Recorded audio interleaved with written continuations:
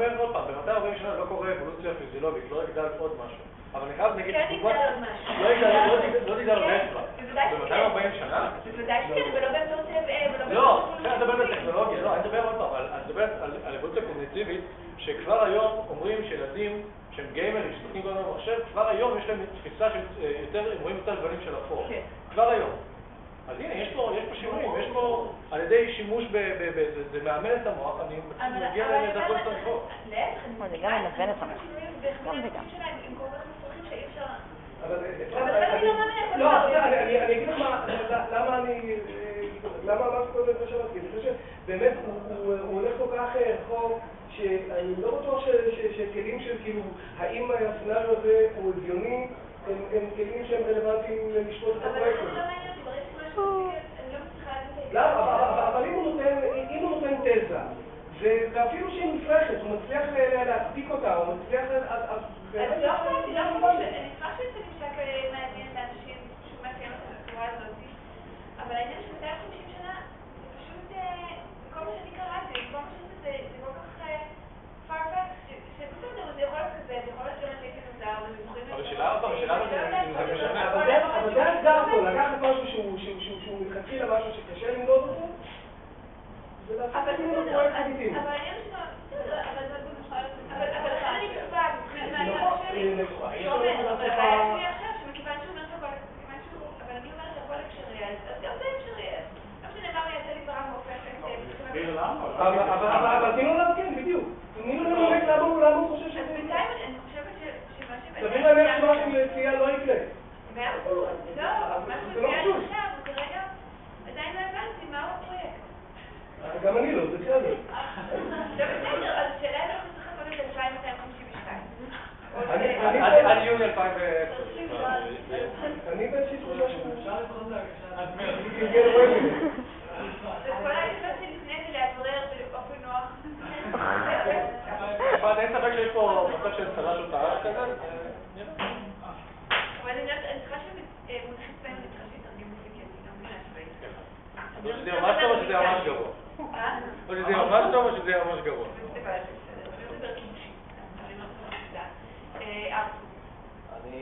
אני חושב שלגבי ההגדרה של האבולוציה, אנחנו עקבנו באבולוציה פיזיולוגית, כלומר אנחנו כבר לא צריכים לפתח לעצמנו את הכנפיים.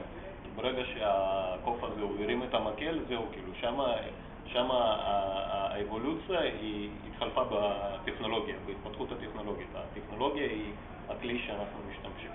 עכשיו, אבל באמת, הבן אדם, הוא נשאר אותו בן אדם, ולצאת מהתכונות הפיזיות של בן אדם, זאת אומרת, יש לי עיניים, סביר להניח שב-240 שנה הם לא השתנו, אז איך אני אעשה באמת נוח לאותם עיניים?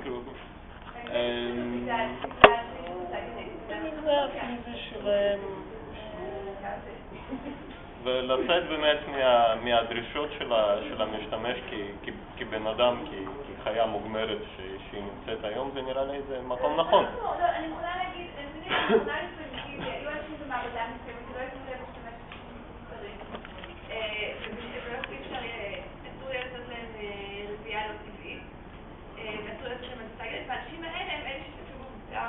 בסוף לגדול בשנה הטכנולוגיה זה מסרטן, ואז עוד 30 שנה יחזיק בהם.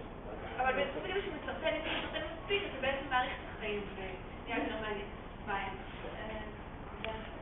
יכול שכאילו יהיה מעניין במסגרת המחקר שלך לבדוק, לנסות, לפחות תיאורטית, לקחת קבוצה מלפני 2000 שנה, כאילו לנסות לאפיין אותה ולתאר מה ההבדלים של הממשק שלהם לעומת הממשק שלנו. לא, רק כדי להבין את הטווח של ה... אז לא פעם, אני חושב שנגיד ה-OPSC הוא דרך טובה להראות סוג של פרויקט, של איך לקחת משתמש מסוג אחר, וכן... אבל זה 20 שנה, לא... זה בדיוק, אני לא שזה חכי קצת אחורה, אני הולך 10 שנים קדימה. אני רוצה להבין עכשיו, מה הדבר הבא שאתה עומד לעשות? להתחיל? כן. אני חושב שיהיה נכון מבחינתי, זה דבר ראשון, לתת את ההגדרה של הפרופיל, מה יהיה האנשים, פחות מעט עם הטכנולוגיה, פחות מעניין, ולפי זה למצוא להם את הממשק הפיזי שמתאים להם לדבר עם המחשב, והממשק הפיזי הזה יתחיל לפתח ממשק חוויה שלמה של איך הדברים יעבדו, ואז כבר להציג תהליכים. אז אני יכולה להגיד, אני רוצה לחשוב משהו שאיך יכול להיות פרויקט יותר מעניין ויותר אמיץ. אני חושבת שיכול להיות מעניין אם זה תראה לנו אבולוציה עתידית של מה שאתה קורא לו הדרך. זאת אומרת, אם אתה תראה לנו משהו סופי שמוגע בכו, כמו שכבר נטען, כמו שאתה בעצמך אמרת, אין לנו לבדוק אותו, כי בעצם לא מתחילה. אז תוכל להגיד את זה באמצעות אבולוציה.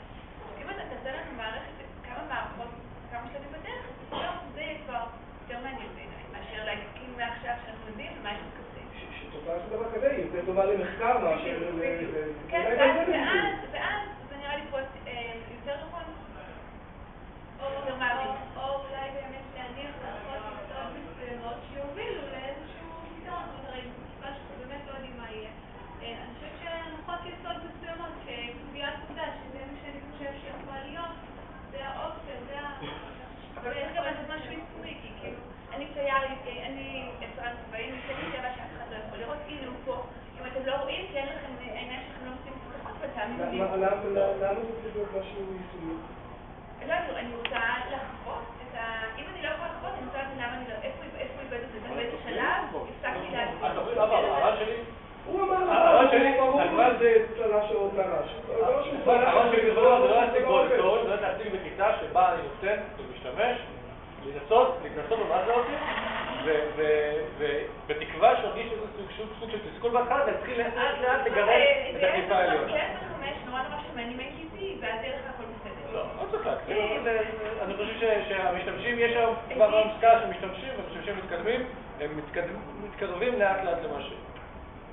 טוב, אז אנחנו מי יגידו, בכל המובנים. כן, עכשיו ההפסקה.